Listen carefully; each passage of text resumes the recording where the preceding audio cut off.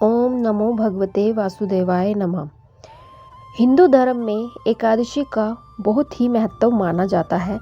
यह व्रत भगवान विष्णु जी को समर्पित है। इस दिन कुछ नियमों का पालन करके श्री हरि का आशीर्वाद प्राप्त कर सकते हैं। हर एकादशी का अपना एक महत्व होता है। मान्यता है कि भगवान श्री कृष्ण के प्रिय महीने में पूजा पाठ का विशेष महत्व है। ऐसा करने से देवी देवताओं का आशीर्वाद मिलता है। प्रत्येक मास के कृष्ण पक्ष और शुक्ल पक्ष में 2 एकादशी व्रत रखे जाते हैं। हिंदू धर्म में एकादशी व्रत सभी व्रतों में श्रेष्ठ माना जाता है।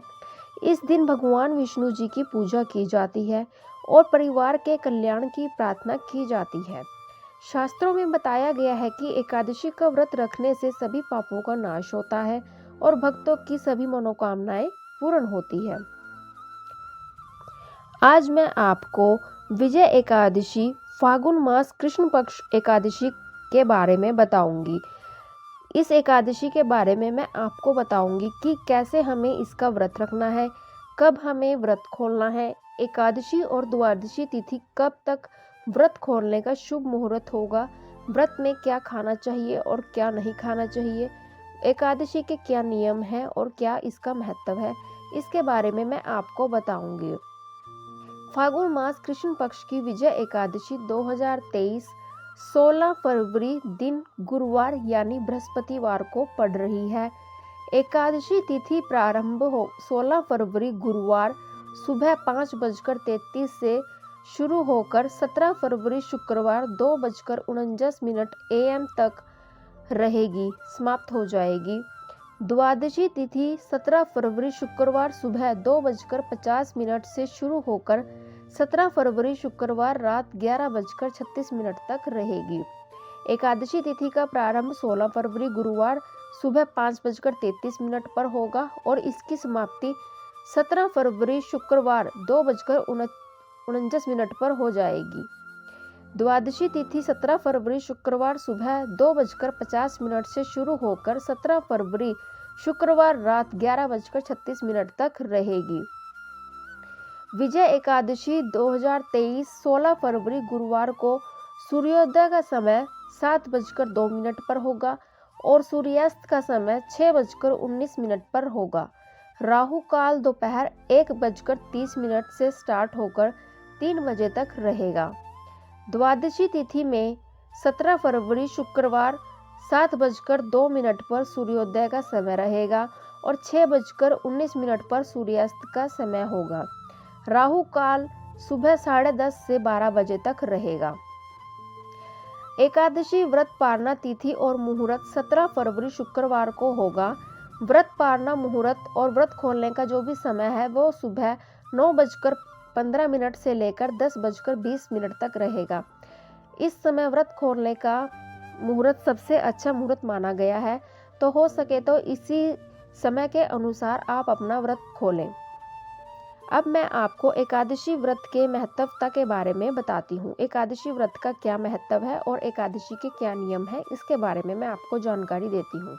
तो आइए, अगर आप एकादशी का व्रत करते हैं तो उसके लिए आपको कुछ नियमों का पालन करना होता है। मैं आपको एकादशी व्रत के नियम के बारे में बता देती हूँ। एकादशी व्रत का नियम एक दिन पहले सूर्यास्त के बाद से शुरू हो जाता है। अगर आप एकादशी का व्रत कल रखने वाले हैं तो उससे पहले एक दिन पहले आप सूर्यास्त के बाद आपके एकादशी व्रत के नियम शुरू हो जाते हैं। इस तरह से अगर देखा जाए तो एकादशी व्रत के नियम आज शाम से लागू हो जाएंगे अगर कल आपका एकादशी का व्रत है। व्रत के नियमानुसार शाम को भोजन सूर्यास्त से पहले करना है। भोजन में बिना प्याज और लहसुन का भोजन करना है। इसके बाद व्रत के कुछ नियमों का पालन करना है। अगर आप कल एकादशी का व्रत रखने वाले हैं तो एकादशी से एक दिन पहले आपको बिना लहसुन प्याज के खाना चाहिए और सूर्यास्त से पहले आपको भोजन करना होगा। आज शाम से व्रत नियम शुरू होने के बाद द्वादशी तिथि की सुबह पारण करने तक अन्न ग्रहण नहीं किया जाता। हालांकि भक्त इस व्रत को अपनी श्रद्धा अनुसार निर्जल सिर्फ पानी लेकर, फल लेकर या फलाहार लेकर कर सकते हैं। व्रत नियम लागू होने के बाद ब्रह्मचर्य का पालन करना बहुत जरूरी है। ये नियम भी 3 दिन यानी दशमी की रात से शुरू होकर द्वादशी तक चलता है।